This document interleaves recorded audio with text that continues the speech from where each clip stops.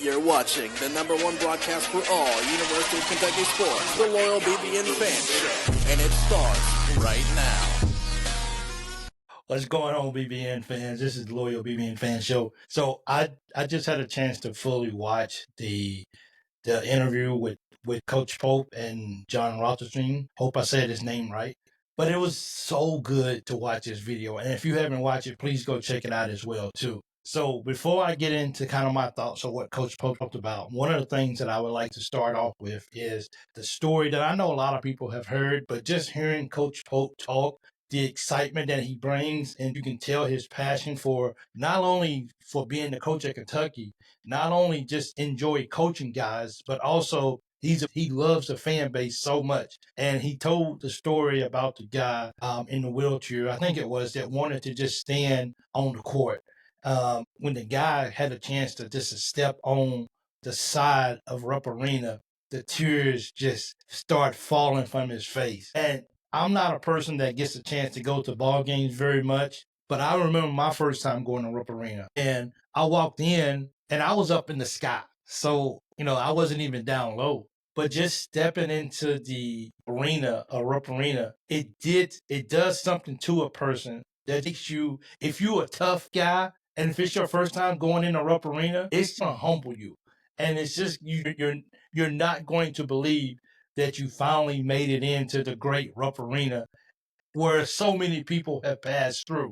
So I wanted that, when he said that story, I'm a real big soft guy. So I couldn't help but get tears in my eyes. And I understand what it means to step inside Rupp Arena and the feeling that you get. It's no other arena like that in America that would give you the goosebumps, such as Rupp Arena does. So to me, and then listening to Coach Pope tell the story, and you could tell he really felt what he was saying, and it wasn't just lip service. I just want to throw that out there, that is just one part of the interview that really, outside of him talking about the guys and what he's doing, that was one part of the video that I'm glad that I stuck around the whole time to watch it, because it was really, really exciting. And nobody, he sent me the video yesterday. I kind of watched some of it, but I was busy. So I had a chance to sit down and really watch it. And I'm so happy and so appreciative that he sent me the video.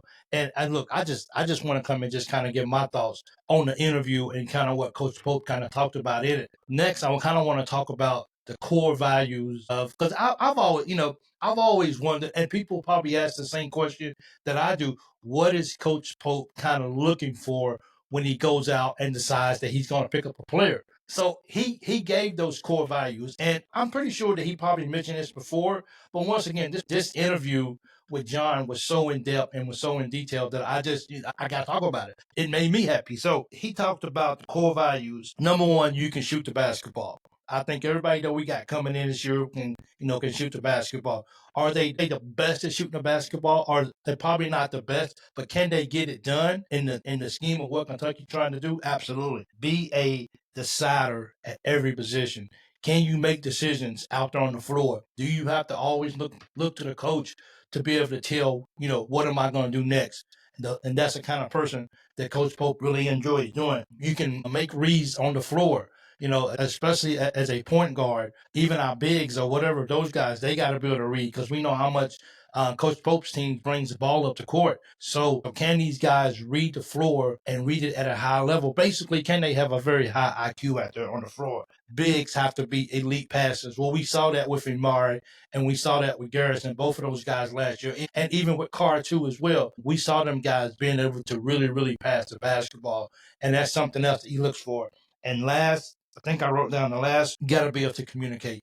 We got to be great communicators out there on the floor. And I think being at Kentucky and being able to be a team-ran organization and not relying on the coach on the sideline to make all the decisions, the guys on the floor, they're going to have to learn to, they got to be able to communicate with each other so we can have a program and so we can run a basketball game efficiently. So all of these core values, being a shoot the ball, being able to make decisions at every position, make reads on the floor. The bigs can be elite passers and communicates.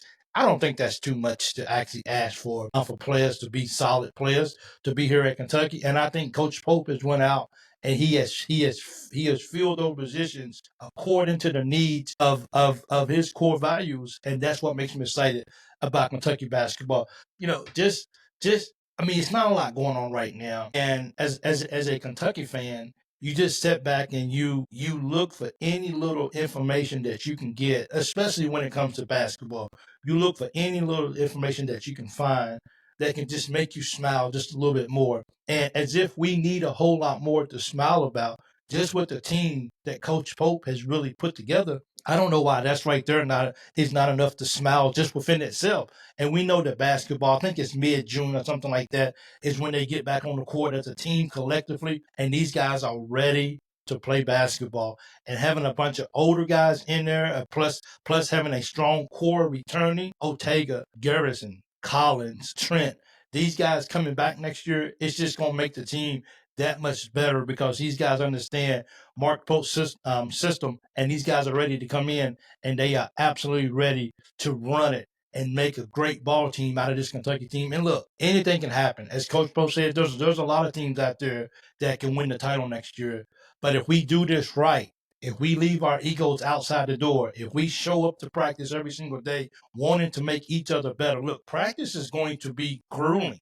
Practice is going to be hard. You got 12 guys out there, 12 guys. You got 5-on-5.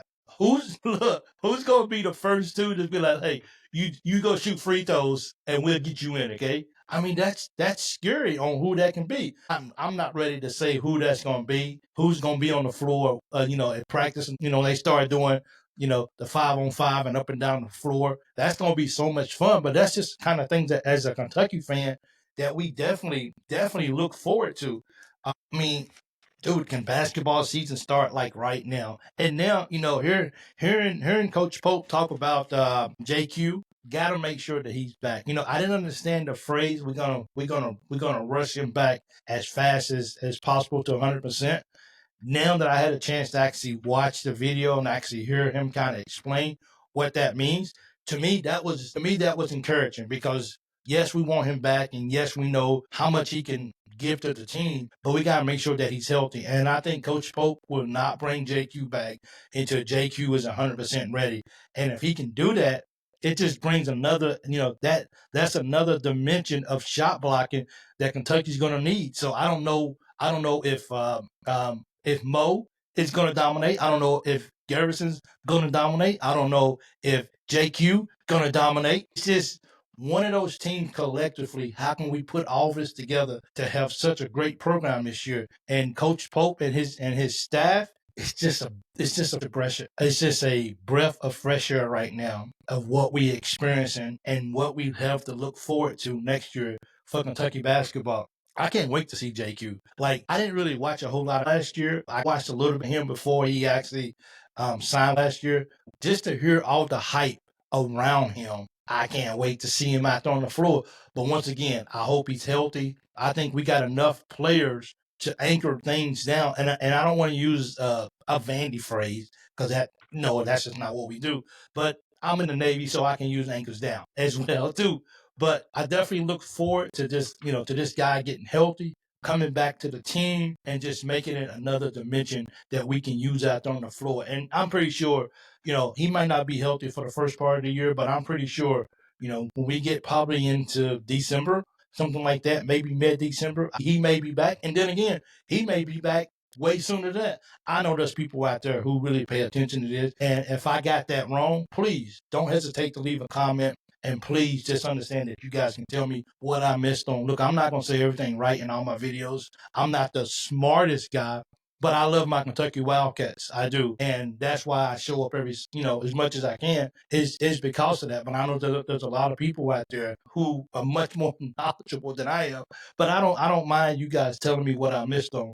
That's okay with me too. And I actually posted a video a few days ago about speaking of it is going to be St. John's and Kentucky in the CBS Sports Classic. That is something that the fan base has been wanting for a long time. They want to see Mark Pope against Rick Pitino. I kind of wanted to see UConn, but hey, I'm just me. I'm nobody important.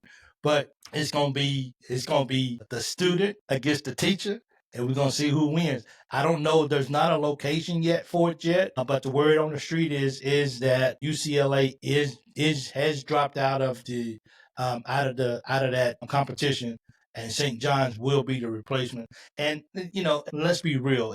It's about the storyline now. But don't get me wrong, St. John's is a great team, so it ain't like it's gonna be a pushover game. I mean, and we can still lose that game. But I'm putting my money on Kentucky. I'm just gonna put it. I'll go put it on the student, and I think that the student can come out and win this ball game for sure. Anyway, man, I watched the video, and it was just the interview, and the interview was so solid. And I've said this a while ago, but it's something about listening to Coach Polk talk that it just makes you feel like everything's gonna be okay. Like it is. It just feel like things are going in the right direction. The fan base is at all time excitement. We'll just see what happens. Anything can happen. We gotta show up, we gotta play the games, we gotta win them, we gotta win some big ones. Let's just see what can happen. Because at Kentucky, anything is possible, and the fan base is always expecting. Knowing we can't always have it, but the fan base is always expecting to bring home banners in college basketball. Hey, man, thank you guys for watching. I appreciate it. Don't forget, on your way out the door, please smash that like button, hit that subscribe button if you haven't already. And also, if you went to Rupp Arena before, if you can think back, what was it like when the first time you had a chance to step into Rupp Arena? Let me know your response down below. Go Cats.